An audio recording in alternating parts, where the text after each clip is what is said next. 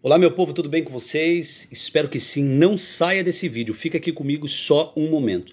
Eu quero trazer para você um assunto, um artigo que eu quero ler, muito especial, sobre este dia. Nós estamos aí às vésperas do Natal, estamos dia 24 para o dia 25 de dezembro de 2022. E eu espero que você esteja bem, esteja com a sua família, e eu acredito que sim, né? Podemos dizer, Ebenezer, até aqui nos ajudou Deus. Graças a Deus por isso, chegamos bem com vida, apesar de todas as lutas e dificuldades que enfrentamos todos nós, mas Deus nos abençoou e aqui estamos. Mas, e aí? O nascimento de Jesus se deu dia 24 para o dia 25 de dezembro?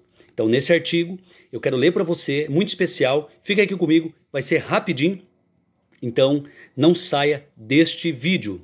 Bora para o artigo. No artigo, nós vamos ler, segundo escreveu Rodrigo Silva, um dos maiores teólogos dessa geração, né, um arqueólogo extraordinário, e nesse artigo vai estar escrito assim: o tema sobre a data do nascimento de Jesus sempre vem à tona no final do ano. Historicamente, é importante entender alguns aspectos. O Evangelho confirma que o nascimento de Jesus teria ocorrido durante o governo de Herodes o Grande. Levando-se em conta que esse terrível rei morreu no ano 4 a 3 a.C., é possível concluir que Jesus não poderia ter nascido depois desse tempo. Logo, é mais provável apontar o nascimento de Cristo a algum dos períodos antes do 3 ou 4 a.C., ano convencional a alguns fazerem.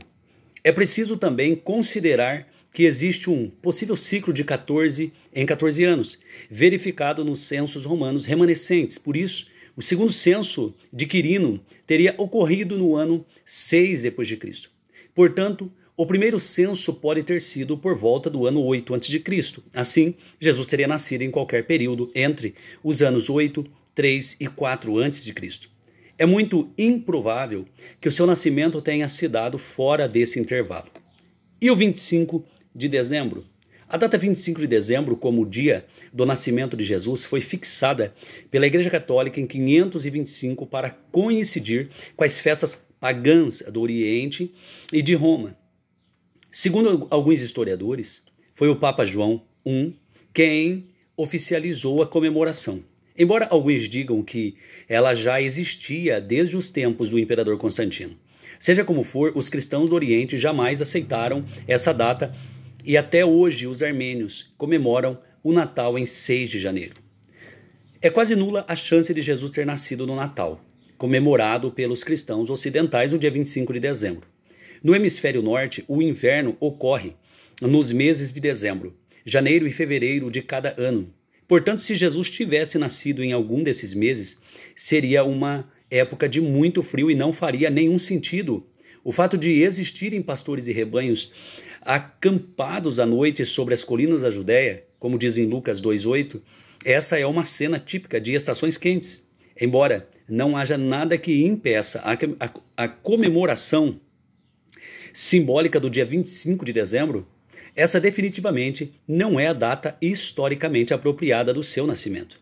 A Bíblia diz que, quando Jesus nasceu, havia pastores com seus rebanhos ao ar livre no alto das colinas, Lucas 2:8 ao 20.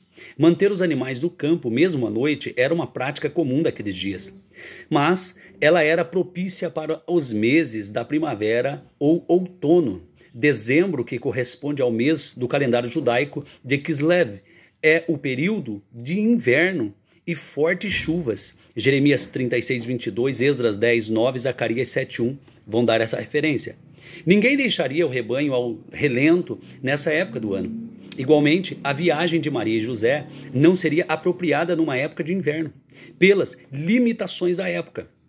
Qualquer trajeto de mais de 100 km exigiria grande esforço. Assim, os tempos próprios para viagens longas seriam Páscoa ou Pessah em abril, no começo do plantio, Pentecostes ou Shavuot, junho, 7 semanas depois, quando os primeiros frutos estavam maduros, e Tabernáculos ou Sukkot em outubro, quando os últimos frutos eram colhidos. Qual a provável data mais correta? Qual seria, portanto, então, a data certa para o nascimento de Cristo? O dia é difícil dizer, mas existe uma possibilidade quanto ao mês. Para descobrir qual seria, basta fazer uma análise de 3 fontes: o Evangelho de Lucas, o calendário judeu e o livro de 1 Crônicas 24:10. Estamos indo para a conclusão. Fica aqui, aguenta aqui e veja que extraordinário. Em Lucas 1, 5, 23 e 28, é dito que Isabel ficou grávida de João quando seu marido Zacarias ministrava no templo como sacerdote. Ora, Zacarias trabalhava no chamado turno de Abias. Se lembra? O que seria isso? 1 Crônicas 24 explícita como Davi dividiu os sacerdotes em 24 turnos de 15 dias cada um. Assim os turnos cobriam o ano inteiro. O verso 10 diz que Abias ficou com o 8º turno.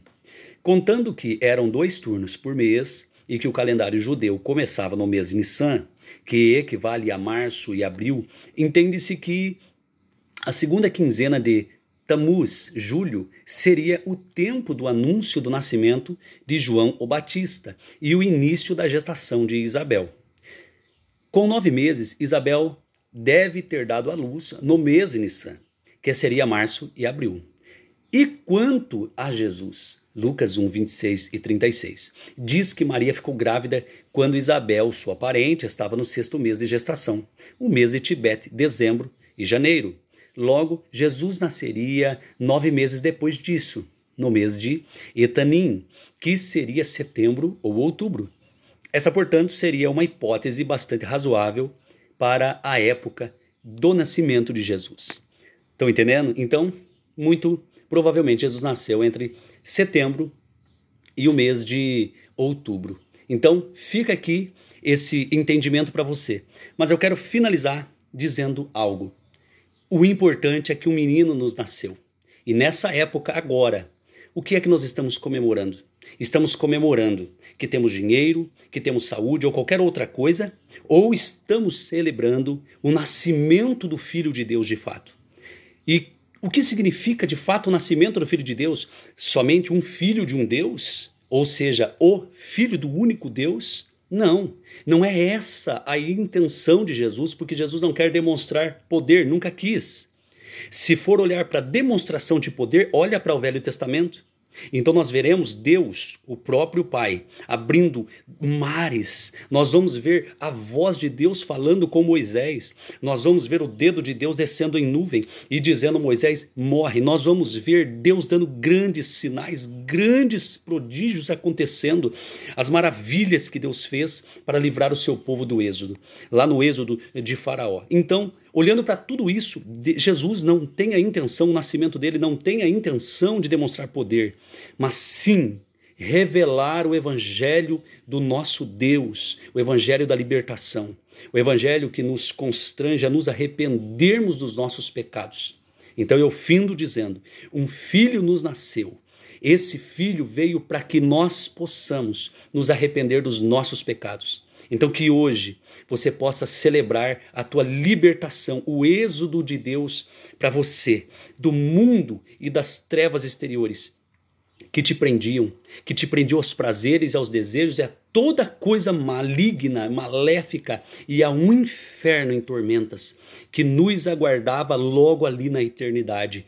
Mas porque o Filho de Deus nasceu para levar sobre si as nossas dores, os nossos pecados, o castigo que nos traz a paz, porque ele nasceu e levou sobre ele, lá naquela velha cruz romana, morrendo como homem e renascendo 3 dias depois como Deus, para que você se libertasse e fosse livre. Você não é escravo do mundo. Então hoje celebra o Natal. Não tem nada que te impeça de celebrar hoje no dia 25, porque a data específica é o menos importante. O mais importante, no entanto, é que eu e você tenhamos em mente que nós não somos mais escravos, não precisamos mais temer o mal, não precisamos mais ficar frustrados com as coisas ao nosso redor, com as muitas vozes do maligno e as coisas contrárias desta vida, porque nós temos o Filho de Deus. O menino se nos deu para levar o nosso castigo sobre ele e nos dar vida, e vida em abundância ainda nessa terra, e mansões celestiais na vindoura. Eu deixo para você um texto de reflexão. João 14. Reflita naquele texto. É para os filhos de Deus. Que Deus te abençoe e que o Espírito Santo de Deus superabunde na sua vida em toda boa obra. Que as bênçãos do Senhor, as mais ricas bênçãos insondáveis da sua glória, elas estejam refletindo na sua vida, se manifestando em você. Desde agora e para sempre, celebre o Filho de Deus. Celebre que você não é mais escravo. Você é livre, porque o Pai mandou teu unigênito. Deus abençoe.